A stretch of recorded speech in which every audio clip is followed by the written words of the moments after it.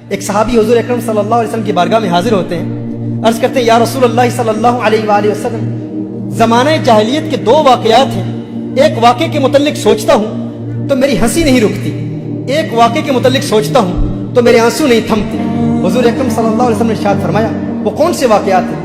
وہ عرض کرتا ہے کہ یا رسول اللہ صلی اللہ علیہ وسلم، زمانہ جاہلیت میں ایک مرتبہ میں ایک سفر پر جا رہا تھا، تو میں نے سوچا سفر پر اپنے ساتھ ایک بت تھا جس کی میں پوجا کرتا تھا، اس کو اپنا معبود سمجھتا تھا، پتھر کا بنایا ہوا بت میں اپنے ساتھ لے کے گیا، میں لے جانے کے لیے تیار ہوا کہ اس کو اپنے ساتھ لے کے جاؤں، لیکن اس کا وزن اتنا زیادہ تھا کہ میں نے سوچا کہ کہیں اپنے ہی معبود کے وزن کے نیچے دب کے مر نہ جاؤں، تو میں نے سوچا کہ میں ایک اور معبود تیار کر لیتا ہوں۔ کہا کہ میں نے آٹے کا ایک معبود بنایا، کیونکہ آٹے کا وزن کم ہوتا ہے، کہا میں نے آٹے کا ایک معبود بنایا، ایک بت بنایا، باطل معبود بنایا کہ میں اس کو ساتھ لے جاؤں گا اور اس کی پوجا کرتا رہوں گا۔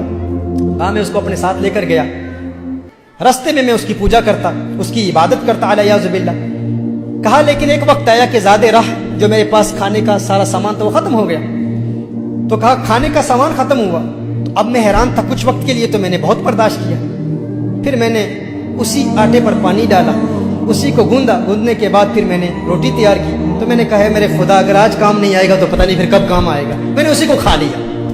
کہا یا رسول اللہ صلی اللہ علیہ وسلم، جب میں اپنے اس باطل معبود کے متعلق سوچتا ہوں تو میری ہنسی نہیں رکتی، اور ایک ایسا واقعہ ہے، ایک ایسا دردناک واقعہ ہے، جب اس کے متعلق سوچتا ہوں تو میرے آنسو نہیں تھمتے۔ میرے آقا صلی اللہ علیہ وسلم نے ارشاد فرمایا وہ کیا واقعہ ہے؟ کہا یا رسول اللہ صلی اللہ علیہ وسلم، ایک وقت ایسا تھا کہ میں اپنے گھر سے سفر کے لیے روانہ ہوا، جب میں سفر کے لیے روانہ ہوا تو میری زوجہ حاملہ تھی، میری زوجہ امید سے تھی، ایک عرصے کے لیے میں اپنے گھر سے باہر رہا اور میں نے ایک مدت گھر سے باہر گزاری۔ جب واپس آیا تو گھر میں جب پہنچا تو میں نے دیکھا ایک ننھی سی بچی میرے گھر کے صحن میں کھیل رہی ہے۔ جب اس بچی کو کھیلتے ہوئے دیکھا میں حیران ہو گیا، میں نے زوجہ سے پوچھا یہ بچی کہاں سے آئی ہے؟ تو اس نے کہا ڈر کی وجہ سے، خوف کی وجہ سے، وہ جانتی تھی کہ یہ عرب کا معاشرہ ہے اور یہ وہ لوگ ہیں جو اپنی بیٹیوں کو زندہ دفن کر دیا کرتے ہیں۔ اس نے کہا کہ یہ آپ کی بیٹی ہے۔ اس نے کہا مجھے بہت غصہ آیا، لیکن وہ بیٹی بھاگتی ہوئی صحن میں میرے پاس آئی اور یا ابا کہہ کے مجھے پکارا، ہے میرے پیارے والد کہہ کے پکارا اور مجھے سینے سے لگا لیا۔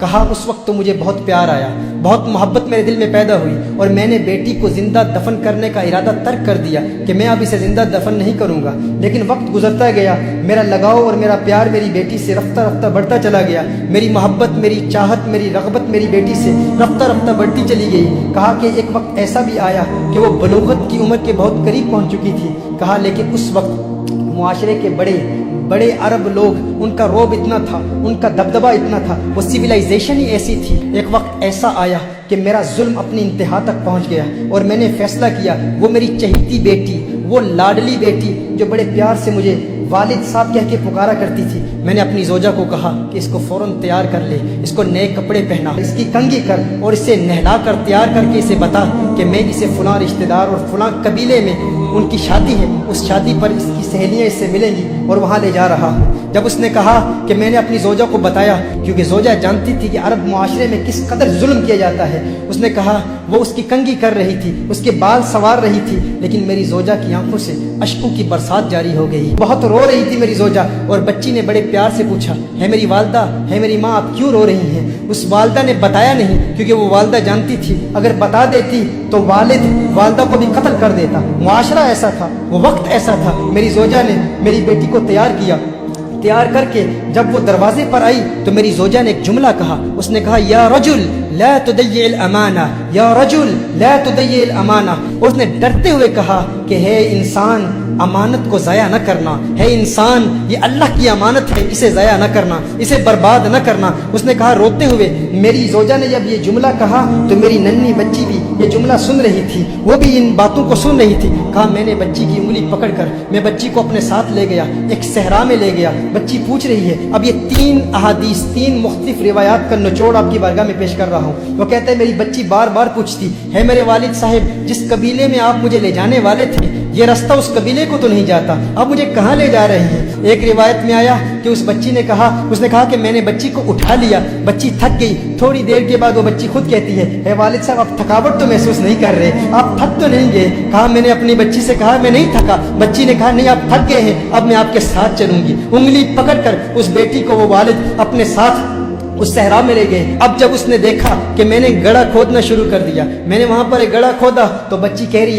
है मेरे वालिद साहिब, है मेरे बाबा जान, ये गड़ा क्यों खोद रहे हैं। एक रिवायत में आता है कि जब बच्ची ने देखा कि वालिद साहब का पसीना निकल रहा है, तो वो बच्ची खुद अपने कपड़ों से वालिद साहब का पसीना पोंछ रही है कि मेरे वालिद को तकलीफ ना हो। जब वालिद की तकलीफ देखी तो वो बच्ची भाग कर आती है और खुद गड़ा खोदने में मदद कर रही है। कहा लेकिन मेरा दिल पथरा चुका था, मैं पत्थर दिल हो चुका था, और जमाने का मुआशरे का रोब और दबदबा और फिक्र इस कदर लायक थी कि मैंने अपने बच्ची को उठा के उस गड्ढे में फेंक दिया। जब बच्ची को गड्ढे में फेंका तो रेत मैंने बच्ची पर डालना शुरू कर दी।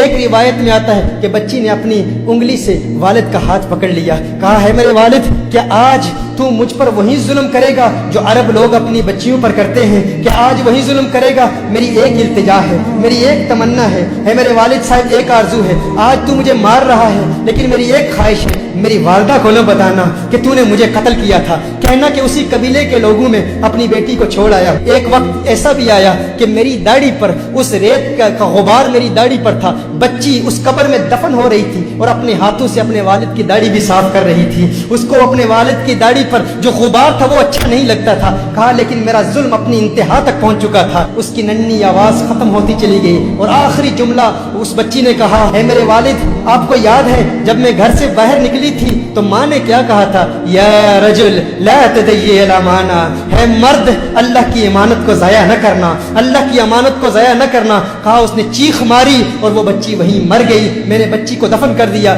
या रसूल अल्लाह सल्लल्लाहु अलैहि वसल्लम, आका जब मैं वो जहालत के जमाने का वाकया याद करता हूँ तो मेरे आंसू नहीं थमते। हुजूर अकरम सल्लल्लाहु अलैहि वसल्लम को देखा तो हुजूर अकरम सल्लल्लाहु अलैहि वसल्लम के साथ हजरत फातिमा ज़हरा रदियल्लाहु ताला अन्हा मौजूद है। मेरे आका ने फौरन फातिमा ज़हरा को सीने से लगा लिया, सीने से लगा लिया। मेरे आका की आंखों से अश्कों की बरसात जारी होगी। हम तो अपनी बेटियों से प्यार किया करते हैं। मेरे आका ने फरमाया, है जालिम इंसान, अगर जमाने जाहिलियत के गुनाहों की वजह से और जुल्म की वजह से अल्लाह मुझे आज किसी से बदला लेने की इजाजत देता तो सबसे पहले तुझ जालिम से बदला लेता। मोहतरमा हिब्बा, अपनी बेटियों को बताएं कि हुजूर अकरम सल्लल्लाहु अलैहि वसल्लम ने इन बेटियों को जीने का हक दिया है। मेरे आका सल्लल्लाहु अलैहि वसल्लम ने इन बच्चियों को वो मकाम दिया है। क्या मकाम दिया है, क्या मर्तबा दिया है। रिसालत में आप सल्लल्लाहु अलैहि वसल्लम इरशाद फरमाते हैं, जब किसी के यहाँ लड़की पैदा होती है तो अल्लाह ताला उसके घर फरिश्तों को भेजता है। आज आप देखें, आपके घर बेटी पैदा हो जाती है, आप परेशान हो जाते हैं। दो बेटियां पैदा हो जाती हैं, आप परेशान हो जाते हैं, क्योंकि बेटों पर हम फख्र करते हैं। मेरे आका सल्लल्लाहु अलैहि वसल्लम इरशाद फरमाते हैं,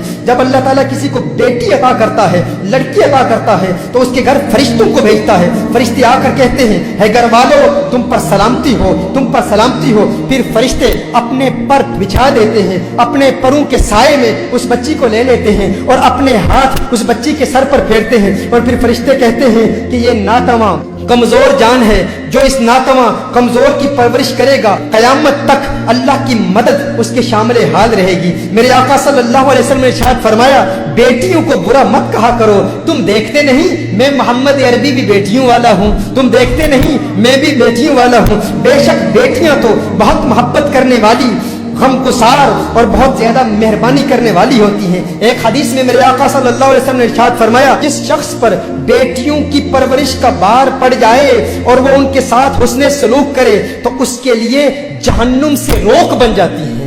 बेटियां उसे जहन्नुम में दाखिल नहीं होने देती। ये बेटियों का मकाम है।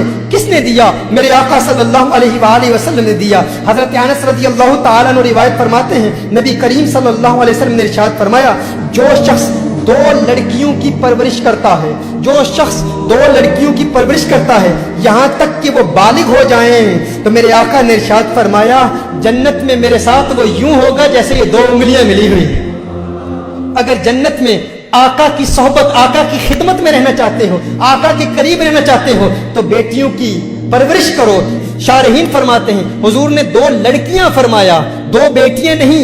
यानी अगर कोई दो बेटियों की परवरिश करे یا دو بہنوں کی پرورش کرے اور شریعت مطہرہ کے مطابق کرے اور وہ ان کی آنکھوں کے سامنے بالغ ہو جائیں، ان کے حقوق ادا کرے، تو جنت میں وہ حضور اکرم صلی اللہ علیہ وسلم کے ساتھ ہوگا۔ یہ مقام میرے آقا صلی اللہ علیہ وآلہ وسلم نے عورت کو دی۔